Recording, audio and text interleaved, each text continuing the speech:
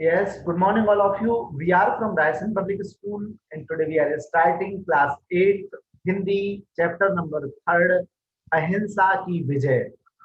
देखिए, जब भी हम अहिंसा की बात करते हैं तो हमारे दिमाग में दो चेहरे खुद ही आ जाते हैं। एक है जो महात्मा बुद्ध का चेहरा, इन्हें हम भगवान बुद्ध के नाम से भी जानते हैं।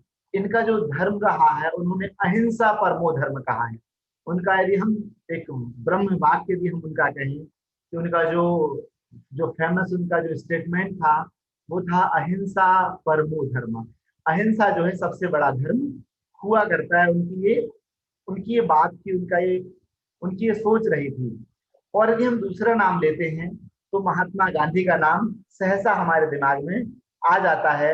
वो भी अहिंसा के बहुत बड़े पुजारी रहे थे। तो ये दो महान आत्माओं के हमने यहाँ पर उद्धृत आपके लिए किया है, व्यू किया है। और इसी पर आज हमारा जो चैप्टर है वो अहिंसा की विजय पर ही ये लिया गया है। देखिए, ये जो एक छोटी सी कहानी है और बहुत ही मजेदार कहानी है, एक बहुत पुरानी कहानी है। और ये जो कहानी है ये भगवान बुद्ध के ऊपर है कि भगवान बुद्ध ने किस तरह के वो उन्होंने एक बहुत ही बड़े जो दैत्य था उसके ऊपर उन्होंने विजय प्राप्त कर ली थी।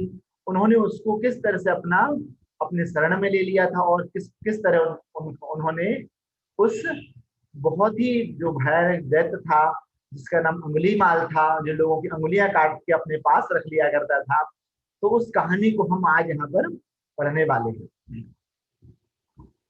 देखिए, ये जो कहानी है ये लिखी है डॉक्टर भगवत शरण उपाध्याय के द्वारा। ये कहानी लिखी गई है। उनका जन्म 1910 ईस्वी में हुआ था और उनकी जो मृत्यु है 1982 ईस्वी में हो गई। तो उनका जन्म स्थान जो है वो उजियारीपुर बलिया उत्तर प्रदेश में हुआ था। उनकी भाषा परिष्कृत खड़ी बोली रही है। अनेक प्रकार विदेश भ्रमण उन्होंने किया। 100 से अधिक पुस्तकों की उन्होंने रचना भी की है। मतलब बहुत ही ज्यादा अच्छे जो उपन्यासकार या हम ऐसा कहें लेखक वो रहे हैं। ठीक है, हम यहाँ से थोड़ा सा हमारे चैप्टर पर चलते हैं जो जिसमें अहिंसा की विजय जिसका नाम है। देखिए, सबसे पहले हम भगवान बुद्ध की बात करते हैं। भगवान बुद्ध जो है वो अहिंसा के बहुत बड़े पुजारी रहे थे। और ऐसा कहते हैं कि बचपन में उन्हें जब इस चीज का पता चला था, वो जो थे एक राजा के पुत्र रहे थे। ठीक है, जब उन्हें पता चला था कि इस तरह से जो है लोग संसार में बहुत दुख है, तो उन्होंने सब चीजों को त्याग दिया था। और त्याग के बाद में उन्हें बोधि नाम का जो वृक्ष था जिसको वहां को उन्हें ब्रह्म ज्ञान की प्राप्ति हुई थी, वहीं का एक जो है एक जो पिक है हमने यहाँ पर उद्धृत किया है। चलिए हम यहाँ से थोड़े से आगे बढ़ जाते हैं। हाँ, देखिए, एक बार महात्मा बुद्ध मगध की राजधानी राजगृह से चलकर श्रावस्ती पहुंचे। महात्मा बुद्ध जो थे वो श्रावस्ती पहुंच गए थे। श्रावस्ती कौशल की राजधानी थी। वर्तमान अयोध्या के आसपास का प्रदेश उस समय कौशल प्रदेश कहलाया करता था। वहां का राजा का नाम था प्रसेनजित। और जो प्रसेनजित जो राजा थे वो महात्मा बुद्ध के अनन्य भक्त थे। वो उनके शिष्य भी रहे थे। मतलब वो उनको बहुत ज्यादा महत्व दिया करते थे। वो उनके शिष्य थे, वो उनकी शरण में रहा करते थे। तो इसलिए महात्मा बुद्ध वहां पर प्रसेनजित राजा के पास में पहुंचे। देखिए, यहाँ पर जो राजा प्रसेनजित है और वहां पर जैसे महात्मा बुद्ध पहुंचते हैं तो उनका बहुत अच्छे से आदर सत्कार किया जाता है। लेकिन जो प्रसेनजित राजा थे वो बहुत दुखी थे। तो उनके दुख का कारण क्या था वो यहाँ पर बताते हैं। श्रावस्ती पहुंचने पर महात्मा बुद्ध ने राजा को बड़ा व्याकुल पाया। पूछने पर राजा ने कहा कि भगवान, अंगुलीमाल डाकू से मेरी प्रजा बड़ी त्रस्त है। इसी से मैं बहुत चिंतित हूँ।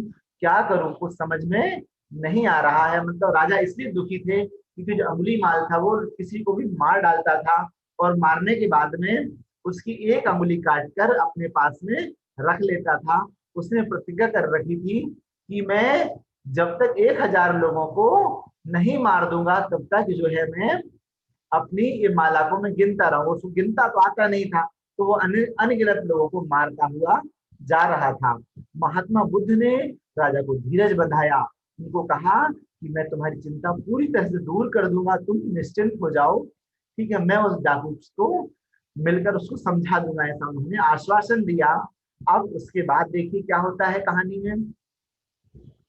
हाँ, अंगुलीमाल जो था वो कैसा डाकू था? अंगुलीमाल जो था वो बहुत ही भयंकर डाकू था। उसके अत्याचार से राजा प्रसेनजित की जो प्रजा थी वो त्राही त्राही कर रही थी।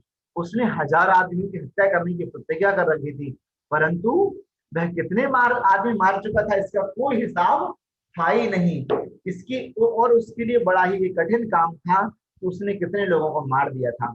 इसलिए उसने उसकी एक युक्ति निकाली, जब भी वह किसी व्यक्ति को वध करता था, उसको मार देता था, तो उसकी एक अंगुली काट कर अपने पास में रख लेता था। इस प्रकार उसके पास अंगुलियों की बहुत लंबी माला बन गई थी और जिसको अपने गले में डाले रहता था। इसी कारण उसका नाम अंगुलीमाल पड़ गया था।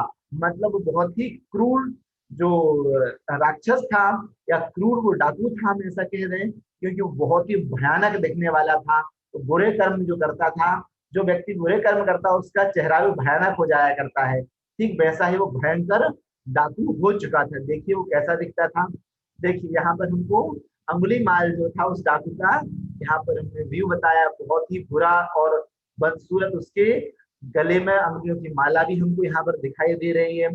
तो बहुत ही भयानक और वो बहुत ही खतरनाक दिखने वाला दैत्याकार डाकू तो वो था। हाँ देखिए, अंगुलीमाल का नाम सुनकर देश के लोग कांप उठते थे। जिधर से वह निकल जाता था उधर चीख पुकार मच जाती थी।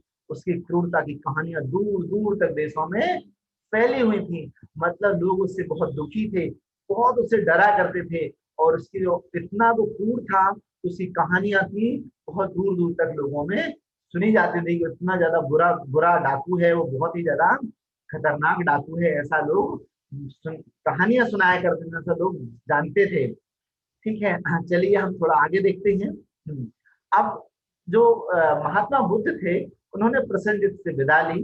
विदा लेकर महात्मा बुद्ध जंगल की ओर चल पड़े, जिसमें अंगुलीमाल रहता था। उसी जंगल में अंगुलीमाल था, उसी में महात्मा बुद्ध अब जा रहे थे। उन्होंने निश्चय किया था कि मैं जो है उस अंगुलीमाल नाम के डाकू को अच्छी तरह समझा दूंगा, अच्छी तरह से उसको समझा दूंगा कि वो ऐसे काम ना करे। उनका ऐसा मन था। अब जहां से जंगल शुरू होता था वहां की ओर जब और पहरेदार एक तैनात था जो उधर जाने वालों को सावधान कर देता था और उन्हें रोक देता था कि तुम वहां मत जाओ, अंदर डाकू अंगुलीमाल है जो किसी को भी मार सकता है। महात्मा बुद्ध भी जब वो ओर चले तो पहरेदार उनके पास पहुंचा। वह जानता था कि बुद्ध जैसे महात्मा पर महात्मा उस अंगुलीमाल का कुछ भी नहीं बिगाड़ सकता है, लेकिन उसका तो कर्तव्य था, उसको वो चीजें समझाना था, उसको सिखाना था, उसको बताना था कि वहां पर खतरा है, वहां पर आपको नहीं जाना चाहिए। ठीक वैसा ही उसने किया। उसने महात्मा बुद्ध के पास पहुंचा और उसने महात्मा बुद्ध के चरण पकड़ लिए और उनसे क्या कहा?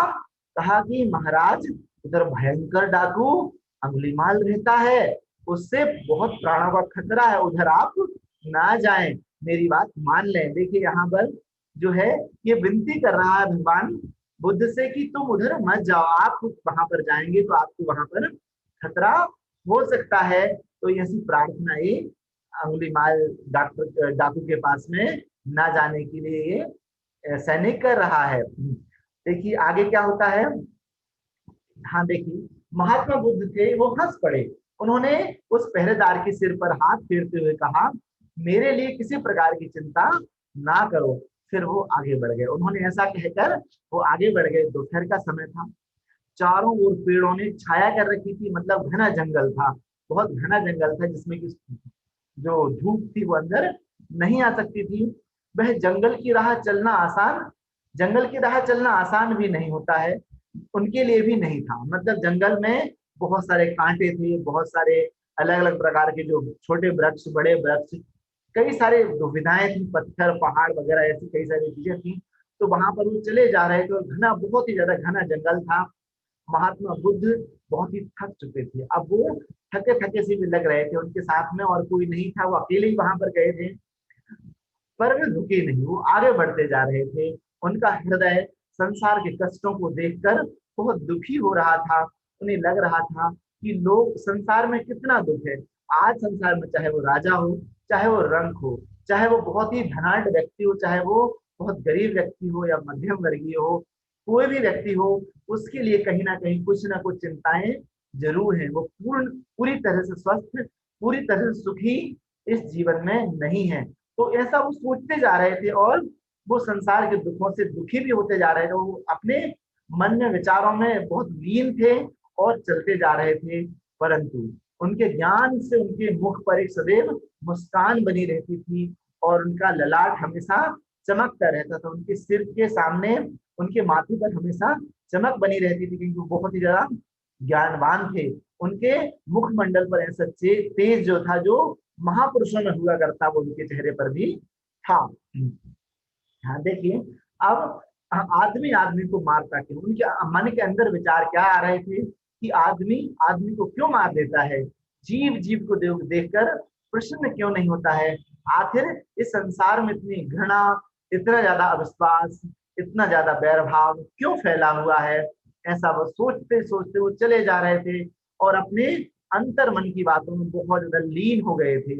इन्हीं बातों पर विचार करते हुए महात्मा बुद्ध जंगल की राह बढ़े जा रहे थे कि अचानक एक कठोर और भारी आवाज सुनाई दी, ठहर जा।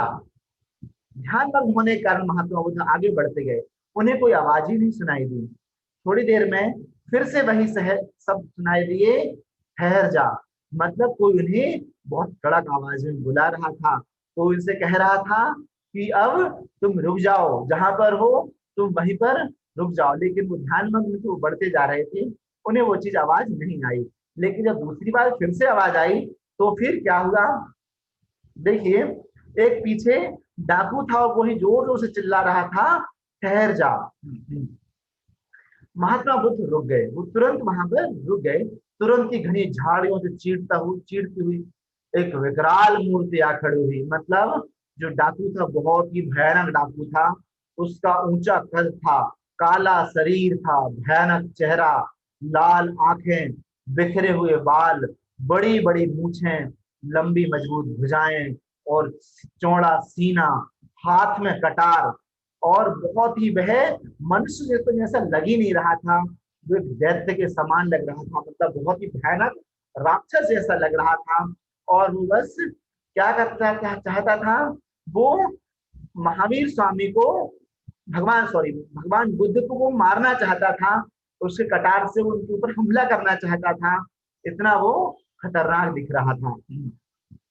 अब देखिए, ये सब देखते ही उसके गले में अंगुलियों की माला देखकर भगवान बुद्ध को ये समझ में आ गया कि ये और कोई नहीं, ये डाकू अंगुली माल ही है और ये मुझे मारना चाहता है। हाँ, महात्मा बुद्ध ने उस पर अपनी दृष्टि डाली। अब देखिए, यहाँ पर महात्मा बुद्ध की दृष्टि डलती है। जैसे ही दृष्टि डलने का मतलब है महात्मा बुद्ध ने उसके ऊपर अपनी कृपा बरसा दी है। उन्होंने अपना ज्ञान का प्रकाश उसके ऊपर दे दिया। उन्होंने उसके ऊपर अपनी जो अच्छी दृष्टि डाल दी। जैसे ये दृष्टि डाली तो उनकी नजर में भय ना था, वो उस पर दया करना चाहते थे।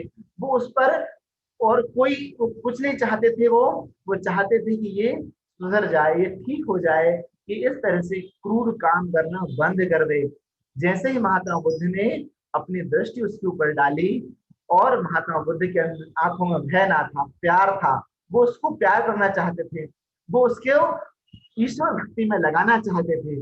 उन्होंने प्रेम पूर्वक उस भयानक डाकू से कहा, मैं तो ठहर गया, तू कब ठहरेगा? भला तू कब ठहरेगा? ऐसे तू पाप कर्म के जो काम कर रहा है, इनको करना कब बंद कर देगा? मैं तो इस तरह की कोई काम नहीं करता हूँ, मैं तो ईश्वर का ध्यान करता हूँ, इस ध्यान में चिंतन में मग्न रहता हूँ, मैं लोगों की भलाई के कामों में मग्न हूँ। तुम ऐसे गलत काम क्यों कर रहे हो? ऐसा उन्होंने कोशिश की समझाने की उस डाकू को। देखिए, अंगुलीमाल चकित हो गया। उसे लगा कि आज तक तो ऐसा किसी ने मुझसे कहा ही नहीं, कोई मेरे सामने इस तरह से खड़ा होने की हिम्मत ही नहीं जुटा पाता था। उसके सामने आने वालों की हमेशा भय से घिघी बन जाया करती थी, लोग चुप हो जाते थे, वो डर जाया करते थे उससे। और उन्हें पता चल जाता था अब ये मुझे मार डालेगा और उसका मेरी एक अंगुली काट कर ये उसकी माला बना लेगा, तो लोग इसलिए बहुत डर जाते थे और उससे कुछ नहीं कहते थे। लेकिन ये कैसा व्यक्ति है जो मेरे सामने मुस्कुरा रहा है और मुझे समझा रहा है कि मैं ठहर जाऊं, ये कौन है? अब आज तक उसे कोई ऐसा व्यक्ति मिला ही नहीं था जिसने उससे आंख से आंख मिलाकर बात की हो। यह कौन है जो डरना तो दूर शांतिपूर्वक मुस्कुरा रहा है? महात्मा बुद्ध फिर बोले, बोल, कब ठहरेगा तू? तू कब अच्छे रास्ते पर आएगा? कब ईश्वर भक्ति में मन लगाएगा? तू इस तरह के पाप कर्म क्यों कर रहा है? ऐसा वो समझा रहे हैं उसको। हाँ, आगे क्या कहते हैं महात्मा बुद्ध?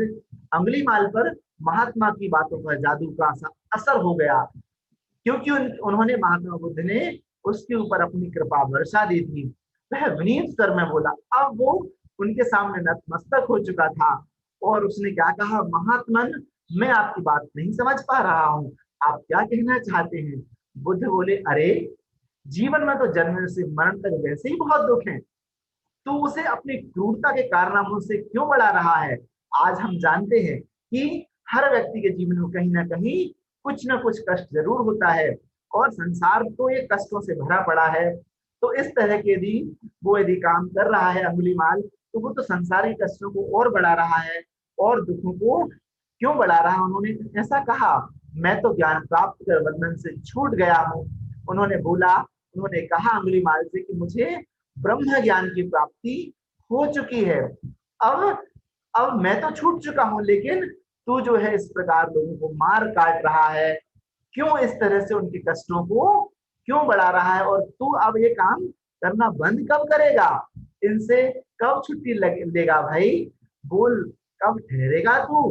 तुझे इस जीवन से मुक्ति लेना है या नहीं? तुझे ईश्वर भक्ति में लगना है या नहीं?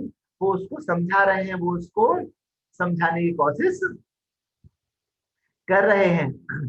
चलिए हम यहाँ से थोड़े से आगे देखते हैं। हाँ, वह डाकू जिसने कभी न डर जाना था, जिससे सारी दुनिया कांपती थी, आज वह निशस्त्र होकर महात्मा के तेज से कांप रहा था। उसे लग रहा था कि बहुत ही ये बहुत बड़े महात्मा हैं और उनका तेज जो है बहुत ही ज्यादा अच्छा तेज है, मुझे जागृत कर देने वाला तेज है। उसे ऐसा एहसास हो गया था और अब वो उसी एहसास के कारण वो कांपने लगा था। हाँ देखिए, सहसा बुद्ध के चरणों में वो गिर पड़ा और बोला, महात्मन, मुझे सच्चाई की राह दिखाएं, मेरे सामने अंधेरा ही अंधेरा है, मैं मुझे कोई राह दिखाने वाला था ही नहीं, तो मैं गलत रास्तों पर चल पड़ा था और अब मैं आपकी शरण में हूँ। ऐसा वो अंगुलीमाल डाकू कहने लगा।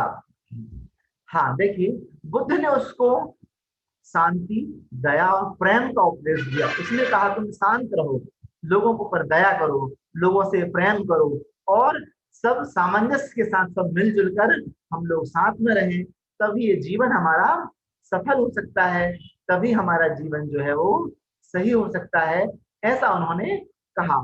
उसके मन का अंधकार दूर हो गया था।